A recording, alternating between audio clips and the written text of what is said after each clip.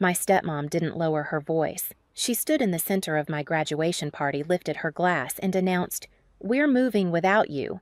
No hesitation, no shame, just a public cut so sharp the whole backyard fell silent.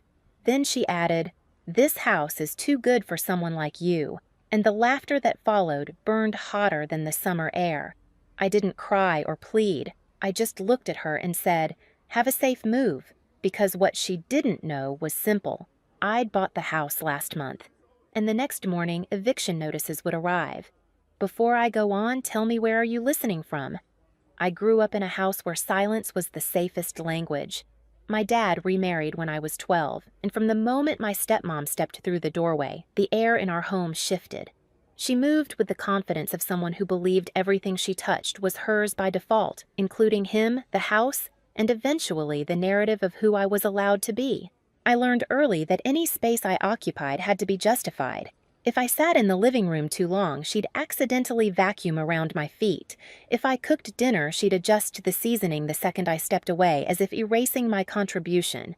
None of it was loud, but all of it was deliberate. Dad never confronted it. He just drifted into her gravity, leaving me to orbit on the edges. The house became her stage. Every holiday, every gathering, every forced smile family photo revolved around her need to be admired. The walls were filled with curated memories that never included me: graduations of her kids, vacations. I wasn't invited to birthday parties I watched from the staircase. But I stayed. I studied. I worked part-time after school. And little by little, I built a quiet resilience no one ever noticed. The only person who truly saw me was my grandma. She lived across town in a tiny place that always smelled like warm apples and lavender detergent. She kept a small table by the window for the two of us, one cup for her tea, one for mine. Whenever the house felt too heavy, I'd escape there and she'd remind me, "You don't need to shout to be powerful, Maya." Some storms form in silence. I carried those words with me through high school, through the late nights, studying at the kitchen table while everyone else slept through the subtle ways my stepmom tried to shrink me. She hated when I succeeded. It meant her version of me didn't stick. So when my graduation finally arrived, Grandma promised she'd sit in the front row no matter what. My stepmom dismissed it with a shrug, saying the day was more about the family than the diploma. But I didn't care. I had earned that moment. The party afterward was her idea. She decorated the backyard in colors she liked, invited people I barely knew, and positioned herself so photographers would catch her in the center of every shot. I helped set up the tables even though no one thanked me. I'd grown used to being the invisible pair of hands behind everything. Still, part of me hoped things would be different that day. Maybe Dad would look at me the way he used to, or my step-siblings would say something genuine for once. I hoped my stepmom might put the performance aside long enough to let me feel like I belonged. But standing there surrounded by laughter that wasn't meant for me in the house that never felt like mine, I felt the shift before she even opened her mouth. Something was building, something cold, something carefully prepared, and deep down I knew this celebration wasn't for me. It was the stage for my humiliation. The moment my stepmom tapped her spoon against her glass, the backyard shifted. The chatter softened, the music dipped, and every face turned toward her like she was the bride at my graduation instead of me. She loved that being the center, being the sun everyone revolved around. I already felt my stomach tighten the way it always did right before she struck. She smiled wide, the kind that never reached her eyes, and said, "Well, since today is all about new beginnings, I think it's the perfect time to share ours." Her voice stretched across the yard, smooth and rehearsed. People leaned in, expecting something sentimental, maybe a toast to my future. I wasn't expecting anything for myself, but I also wasn't expecting the blow. "We're moving," she said brightly. "But not all of us." A few guests chuckled, politely confused. She let the silence hang just long enough to sharpen it. "We're moving without you, Maya." The words hit like a cold wave. Conversations halted. My dad blinked hard like he'd practiced this moment in his head, but wasn't ready for it out loud. My step-siblings stiffened beside the dessert table. And the guests' people who knew me only through her curated lens turned to see how I'd take it. She didn't stop there. "This house," she said, sweeping her manicured hand around like she owned the oxygen, "is too good for someone like you." This time the laughter wasn't polite. It was real thin, sharp cutting. A few people whispered behind their palms. Someone near the grill murmured, "Did she really just say that?" But no one stepped in. Not my dad, not my step-siblings. Not a single person who had eaten the food I'd spent all morning helping prepare. Heat rose behind my eyes. Not from embarrassment. Humiliation was an old familiar coat by then, but from clarity. The kind that only arrives when someone finally says the quiet part out loud. I looked at my dad, searching his face for a flicker of the man who used to braid my hair when I was little. Instead, he stared at the deck boards like the truth had been nailed there. Her kids laughed the loudest. One of them nudged the other and joked about finally getting their space back. It stung not because of their words, but because I realized they had rehearsed this too. This wasn't spontaneous cruelty. It was planned, coordinated, executed in front of witnesses so they could all pretend it was just a joke. A slow, heavy certainty settled in my chest. This wasn't the first time they'd pushed me out, but it was the first time they wanted an audience. And yet, even in that moment, I didn't give them what they wanted. I didn't cry. I didn't ask why. I didn't beg them to reconsider. I watched them laugh, and something inside me realigned, a quiet click like a lock turning. Because that speech, that humiliating little performance, told me everything I needed to know. They thought they had all the power. They thought I would always stay small. They thought I didn't have options, and they had no idea what I had already done. That was the moment, right there under the string lights and fake applause, when the story stopped being about their cruelty and started being about my choice. When the party finally thinned out, I slipped inside the house they claimed was too good for someone like me. Their laughter still floated in through the open door, but inside everything was still, the kind of stillness that feels like a held breath. I leaned against the kitchen counter, letting the cool surface ground me. For a moment, I let the weight of it all settle, every dismissal, every correction, every time they'd made me feel like I was temporary. Through the window, I could see my stepmom standing with her friends reenacting her announcement with exaggerated hand gestures. They burst into laughter again. My chest tightened, but not with hurt this time, with certainty. That small click I'd felt earlier had become something steady, like a quiet engine warming. I went upstairs to my room, the one space in the house she never bothered to decorate because she assumed I wouldn't stay long. A single lamp lit the corner, casting a warm circle on the desk where I'd spent months planning my future. On top of it sat a file folder, not a sentimental scrapbook, not a graduation card, just documents, real estate contracts, payment confirmations. The proof that I had already stepped into adulthood on my own terms. I sat down and reopened the folder, running my fingers over the papers. The deed with my name, the transfer confirmations, the notice templates I'd researched late at night while everyone else slept. I hadn't planned to use them this soon, certainly not like this. But cruelty has a way of accelerating things. Buying the house hadn't been a revenge plan. It had been survival. I'd saved for years, worked through college, and seized an opportunity when the previous owner needed a quick sale. I never told my family because I didn't want their opinions or their sabotage, and now that silence, my lifelong defense, had become my shield. A soft knock came at my door. My dad's voice followed, low and hesitant. "Maya, are you okay?" I stared at the knob. He didn't sound sorry. He sounded worried about how he looked, how the scene might reach the neighbors, how his wife might spin this later. I couldn't give him comfort he hadn't earned. "I'm fine," I said, keeping my voice even. "You should enjoy the rest of the night." There was a long pause. Then his footsteps retreated down the hall. I let out a breath I didn't realize I'd been holding.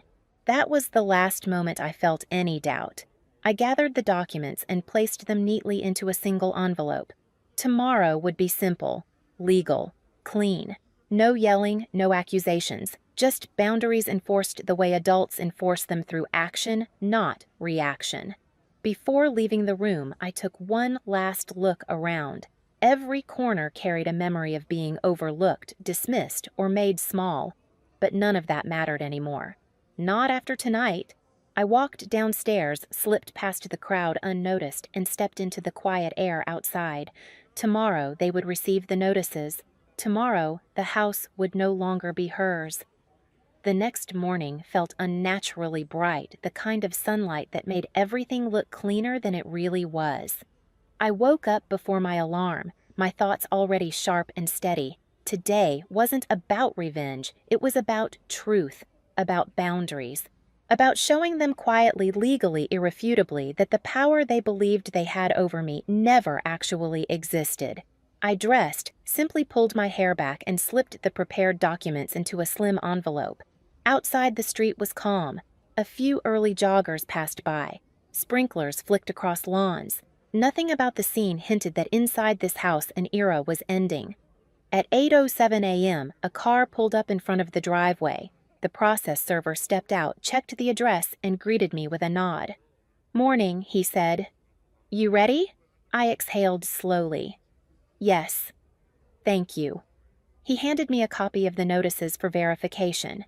Everything was in order, clean, lawful, straightforward. A simple statement of ownership and the required 30-day timeline. No malice, no dramatics, just the truth. "Okay," he said, "let's begin." We walked toward the porch. Just as he reached for the doorbell, the front door swung open. My stepmom stood there in a robe, her hair in rollers, a mug in hand. She looked annoyed to see anyone on her doorstep so early, then confused when she saw the envelope in the server's hand. "Can I help you?" she asked, shifting her weight like she was preparing to dismiss a sales pitch. "Yes, ma'am," he replied evenly. "These are for you."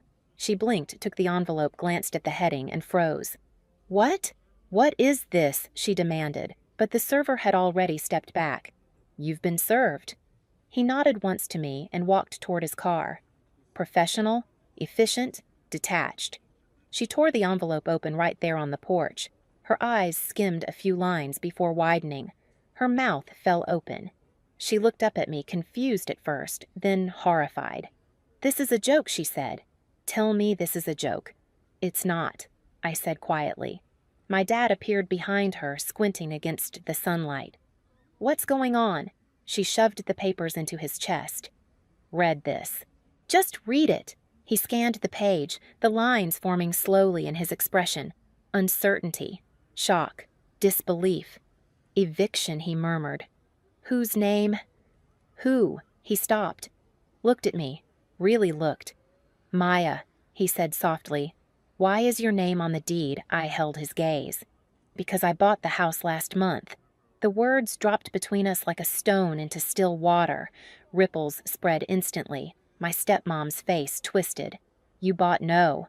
No, you didn't. You can't. This is my house." "It hasn't been," I said gently, "for several weeks." Her eyes flashed. "You're lying. You're trying to embarrass me after last night, aren't you? This is some pathetic retaliation. If it were revenge, I said I would have told the entire party last night. But I didn't, because this has nothing to do with humiliation. I purchased the house legally, quietly, months before you announced your move." She shook her head violently. "No. No. You don't have that kind of money. You don't have the connections. You don't have control." I finished for her. "You're right. I don't need your approval anymore." My step-siblings rushed out onto the porch, hair messy, eyes puffy with sleep. "Mom, what's going on?" "Tell them," she snapped at me. "Tell them what you're doing. Tell them you're kicking us out of our home." "It was never your home," I said. "It was owned by someone who decided to sell quickly, and I made the offer first. You didn't check the property records, did you?" Her daughter stepped forward. "You can't just evict us. We have lives, things to pack, commitments. That's why the notice gives you 30 days, I replied. "Everything is by the book." My dad stared at the papers again, his voice barely audible. "Why didn't you tell me?" A small ache tugged at my chest, but only for a second. "Would it have mattered?" I asked. "Would you have listened, or would you have let her talk over me like always?" He opened his mouth, then closed it. No answer. Just guilt settling in the lines of his face. Stepmom switched tactics instantly, her voice softening, almost shaking. "We can talk about this. We can work something out." This doesn't have to happen. It already has, I said. And it's not a punishment, it's a boundary. You told everyone yesterday that the house was too good for someone like me. So now it's yours to leave. Her mask cracked. The fake warmth evaporated. You ungrateful little, my dad cut her off sharply. Stop! His voice wasn't loud, but it was the first time in years I'd heard it carry authority. He turned to me. Is this really your decision? Yes, I said, and it's final. The weight of the silence that followed was unlike anything I'd felt before. It wasn't suffocating. It wasn't humiliating. It was steady, strong. Mine. My stepmom let out a bitter laugh. So, you think you've won now? You think this makes you powerful? No, I said. I think it makes me responsible. For my future. For my peace. For choosing a life where I'm not constantly belittled. She shook from head to toe, anger and panic colliding. You can't do this to us. I'm not doing anything to you, I replied. I'm doing something for myself. Dad tried to speak again, but the words collapsed before they formed. He looked at the house, then back at me. I could see regret in his eyes, too little too late. My step-siblings stood in a huddle, whispering frantically. Someone said, "What are we going to do now?" Another muttered, "She can't be serious." But they all knew I was. When they finally began gathering their things, the house no longer echoed with cruelty. Instead, it felt lighter, as if years of tension were lifting from the walls. As they packed hurriedly, I stood in the doorway watching, not with triumph, not with vengeance, with clarity. This was never about proving them wrong. It was about proving to myself that I didn't have to keep shrinking to fit inside someone else's story. And as their bags piled into the cars, their voices trembling with disbelief, I realized something. Sometimes the quietest person in the room is the one holding the deed. When the last car pulled away, the street fell quiet in a way I'd never heard before. No shouting, no footsteps thudding up the stairs, no whispers about where I did or didn't belong, just stillness, clean and new. I stepped back inside, letting the door close softly behind me. For the first time, the house didn't feel hostile. It felt mine. Later that afternoon, Grandma called. She'd heard nothing about the scene, only that I sounded lighter than usual. "You finally chose yourself," she said. "I'm proud of you, sweetheart." I felt my throat tighten, but in a good way. In the days that followed, Dad reached out a few times, short messages, hesitant. I didn't ignore him, but I didn't rush to answer either. Healing wasn't a door I could fling open overnight. I painted the living room, planted fresh flowers by the porch, and rearranged the furniture until the space felt like a beginning instead of a battleground. Standing in the doorway a week later, I looked around the house, quiet, sunlit, finally at peace, and realized something simple silence isn't weakness. Sometimes it's the boundary that saves you. This place, once a reminder of everything I lacked, had become proof of everything I could build on my own terms. If you've ever been pushed aside or underestimated, you're not alone.